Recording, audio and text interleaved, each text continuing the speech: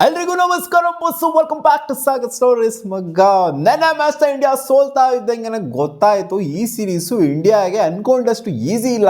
ಏನೇ ಅನ್ಕೊಂಡ್ರು ಕೂಡ ನಾವು ಏನೇ ಮಾಡಿದ್ರು ಕೂಡ ಫಸ್ಟ್ ಇನ್ನಿಂಗ್ಸಲ್ಲಿ ಹಂಗೆ ಮಾಡಿದ್ವಿ ಹಿಂಗೆ ಮಾಡಿದ್ವಿ 5 ಸೆಂಚುರಿನ ಇಳಿಸಿದ್ರು ಕೂಡ ಮ್ಯಾಚು ನಮ್ದಾಗಲಿಲ್ಲ. ಹಿಸ್ಟ್ರಿಯಲ್ಲಿ ಟೆಸ್ಟ್ ಕ್ರಿಕೆಟ್ನ ಹಿಸ್ಟ್ರಿ ತೆಗೆದು ನೋಡ್ತಂದ್ರೆ 5 ಸೆಂಚುರಿನ ಇಳಿಸಿರುವಂಥ ಟೀಮು ಸೋತಿರೋದು for the very first time.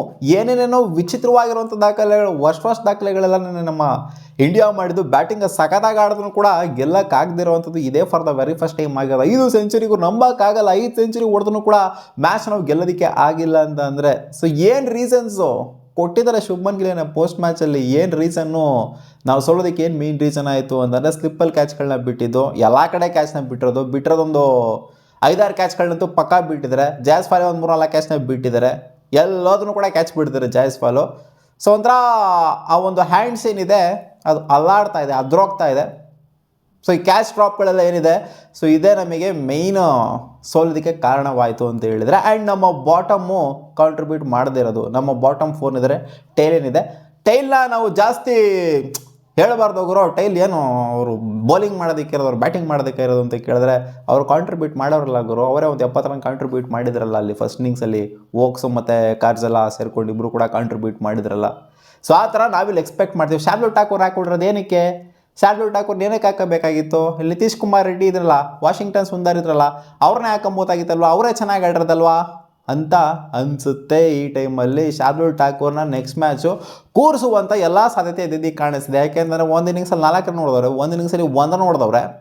ಜೊತೆಗೆ ಬೌಲಿಂಗಲ್ಲಿ ಫಸ್ಟ್ ಇನ್ನಿಂಗ್ಸಲ್ಲಿ 6 ಓವರ್ ಹಾಕ್ಸಿದ್ದಾರೆ, ಅದು 5 ಎಕಾನಮಿ. ಜೊತೆಗೆ ಪ್ರಸಿದ್ಧ ಕೃಷ್ಣ ಅಂತೂ ಹೆವಿ ಎಕಾನಮಿ ಹೊರಟೋಗ್ಬಿಟ್ಟಿದ್ರು, 6 ಎಕಾನಮಿ ಹೊರಟೋಗ್ಬಿಟ್ಟಿದ್ರು ಫಸ್ಟ್ ಇನ್ನಿಂಗ್ಸಲ್ಲಂತೂ. ಆಲ್ಮೋಸ್ಟ್ ಓಡಿಯಲ್ಲಿ ಹೊಡ್ಸ್ಕೊಂಡಿರೋದು ಪ್ರಸಿದ್ಧ ಕೃಷ್ಣ ಅವರು. ವಿಕೆಟ್ಸ್ ಇದ್ರೆ ಒಂದು 3 ವಿಕೆಟ್ ಎತ್ತಿರ್ಬೋದು, ಬಟ್ ಆದ್ರೂ ನಾಯಿಗೆ ಹೊಡ್ಸ್ಕೊಂಡಿರೋದು ಪ್ರಸಿದ್ಧ ಕೃಷ್ಣ ಫಸ್ಟ್ ಇನ್ನಿಂಗ್ಸಲ್ಲಿ ಸರಿಯಾಗಿ ಕೂಸ್ಕೊಂಡಿದ್ದಾರೆ. ಅಂದರೆ ಪ್ರಸಿದ್ಧ ಕೃಷ್ಣನ ಎತ್ತಾಕ್ಬಿಡ್ತಾರೆ ಅಂತ ಹೇಳ್ತಾ ಇಲ್ಲ, ಯಾಕಂದರೆ ಅವರೇ ಮೇನ್ ವಿಕೆಟ್ಸ್ಗಳನ್ನ ಎತ್ತಿರೋದು. 2 ಇನ್ನಿಂಗ್ಸ್ಗಳು ಕೂಡ ವಿಕೆಟ್ಸ್ ಬಂದಿರೋದು ಅವ್ರಿಗೇನೆ. ಅವ್ರನ್ನಂತೂ ಖಂಡಿತ ಆಡಿಸ್ತಾರೆ next match.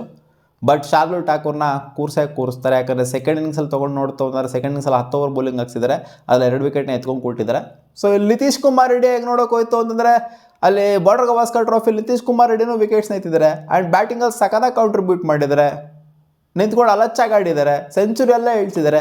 So Nitish Kumar ರೆಡ್ಡಿನ ಯಾಕೆ ಆಡಿಸ್ಬಾರ್ದು ಅಂತ ಇವಾಗ ಜನ ಕೇಳ್ತಾರೆ ಅಲ್ವಾ. ನಿತೀಶ್ ಕುಮಾರ್ ರೆಡ್ಡಿ ಬಾರ್ಡರ್ ಗವಾಸ್ಕರ್ ಟ್ರೋಫಿಲಿ ಮಿಂಚಿದಂಥ ಪ್ಲೇಯರ್ನ ನೀವು ಕೂರಿಸ್ಬಿಟ್ಟು ಇಲ್ಲಿ ಶಾರ್ದುಲ್ ಠಾಕೂರ್ನ ಕರ್ಕೊಂಬಂದ್ಬಿಟ್ಟು ಶಾರ್ದುಲ್ ಠಾಕೂರಿಗೆ ಬೌಲಿಂಗೇ ಕೊಡ್ತಾ ಇಲ್ಲ. ಅಲ್ಲಿ ನೀವು ಅಲ್ಲಿ ಅವ್ರಿಗೆ ಜರ್ಕಿನ್ ಹಾಕ್ಸ್ಬಿಟ್ಟು ಅಂದರೆ ಸ್ವೆಟರ್ ಹಾಕ್ಸ್ಬಿಟ್ಟು ಅಲ್ಲಿ ಮೂಲೆಲ್ಲ ಕರ್ಕೊಂಡು ಹೋಗ್ಬಿಟ್ಟು ನಿಲ್ಲಿಸ್ತೀರಾ ಅಂತಂದರೆ ಏನಕ್ಕೆ ಆಡಿಸ್ಬೇಕು ಅಲ್ಲಿ ಶಾರ್ದುಲ್ ಠಾಕೂರ್ನ ಅಂತ ಕೇಳ್ತಾರೆ.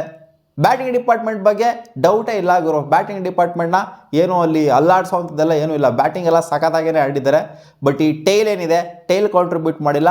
ಆ್ಯಂಡ್ ನಮ್ಮ ಬೌಲಿಂಗು ಅಂತ ಎಫೆಕ್ಟಿವ್ ಆಗಿರಲಿಲ್ಲ. ಎಫೆಕ್ಟಿವ್ ಆಗಿದ್ರೂ ಕೂಡ ನಮ್ಮ ಕ್ಯಾಚಿಂಗು ಫೀಲ್ಡಿಂಗ್ ಏನಿತ್ತು ಅದು ಲ್ಯಾಪ್ಸ್ ಆಗಿರೋದು. ಸೊ ಅದನ್ನು ನಾವು ಮ್ಯಾಚ್ನ ಸೋತಿರೋದು, ಬೇರೆ ಏನೂ ಇಲ್ಲ. ಫೀಲ್ಡಿಂಗ್ ಲ್ಯಾಪ್ಸಿಂದ ಜೊತೆಗೆ ಬೌಲಿಂಗು ಅಂತ ಹೆವಿ ಒಂಥರ ಎಕ್ಸ್ಪೆಕ್ಟೆಡ್ ಲೈನ್ಸಲ್ಲಿ ಮಾಡದೇ ಇದ್ರಿಂದ.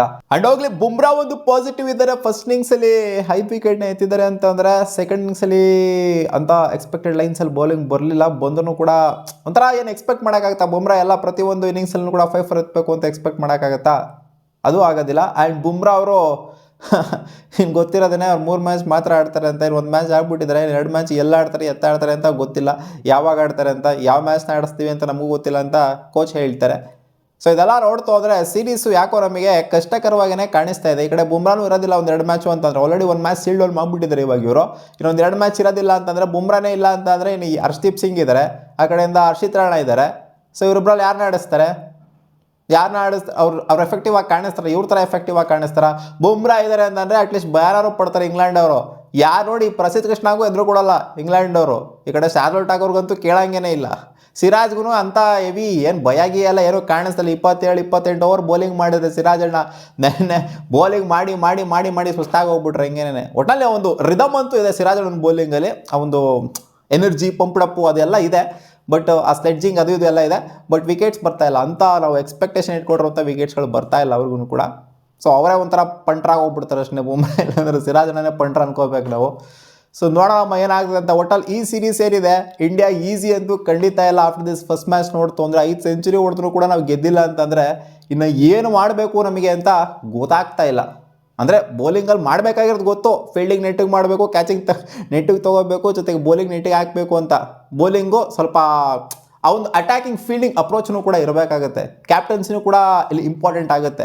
ವಿರಾಟ್ ಕೊಹ್ಲಿ ನಿಭಾಯಿಸಿದಂಥ ಕ್ಯಾಪ್ಟನ್ಸಿ ಹೆಂಗಿತ್ತು ಅವನ ಅಜ್ಜಿ, ಇವತ್ತು ಅವನ ಅಜ್ಜಿ ಇಂಗ್ಲೆಂಡ್ ಅವ್ರನ್ನ ಆಲ್ಔಟ್ ಮಾಡ್ತೀವಿ ಅಂತ ಅನ್ಕೊಂಬಂದ್ಬಿಟ್ಟು ಆಲ್ಔಟ್ ಮಾಡಿದಂಥ ಇಂಡಿಯನ್ ಟೀಮು ಮುಂಚೆ ನಮ್ಮದು ಲಾಸ್ಟ್ ಡೇಲಿ ವಿರಾಟ್ ಕೊಹ್ಲಿಯ ಕ್ಯಾಪ್ಟನ್ಸಿಲಿ ಅವನ ಅಜ್ಜಿ ಹೆಂಗಿರ್ತಿದ್ರು ಅಂತಂದರೆ ಪಿಚ್ ಸುತ್ತ ಕವರ್ ಆಗ್ಬಿಡೋರೆಲ್ಲ ಪ್ಲೇಯರ್ಸ್ಗಳು ಸ್ಲೆಜ್ ಮಾಡೋದಕ್ಕೆ ಉರ್ಸಾಕ್ಬಿಡೋರು ಹಂಗೇನೇ. ಇವಾಗಿರೋಂಥ ಇಂಡಿಯನ್ ಟೀಮ್ ಆ ಥರ ಇಲ್ಲ. ಸೊ ನೋಡೋಣ, ಕ್ಯಾಪ್ಟನ್ಸಿನೂ ಕೂಡ ಖಂಡಿತ ಮ್ಯಾಟ್ರ್ ಆಗೇ ಆಗುತ್ತೆ. ನಿಮಗೇನು ಅನ್ನಿಸ್ತಾ ಇದೆ ಮಗ, ಈ ಸೀರೀಸು ಇಂಡಿಯಾ ಏನಾರು ಉಲ್ಟಾ ಪಲ್ಟಾ ಮಾಡುತ್ತೆ ಅಂತ ಅನ್ನಿಸ್ತಿದೆಯಾ, ಅಥವಾ ಇಂಗ್ಲೆಂಡ್ ಪರವಾಗಿ ಹೋಗುತ್ತೆ ಗುರು ಸೀರೀಸ್? ಏನೂ ಮಾಡೋಕ್ಕಾಗಲ್ಲ. ಕಾಮೆಂಟ್ ಸೆಕ್ಷನಲ್ಲಿ ವಾ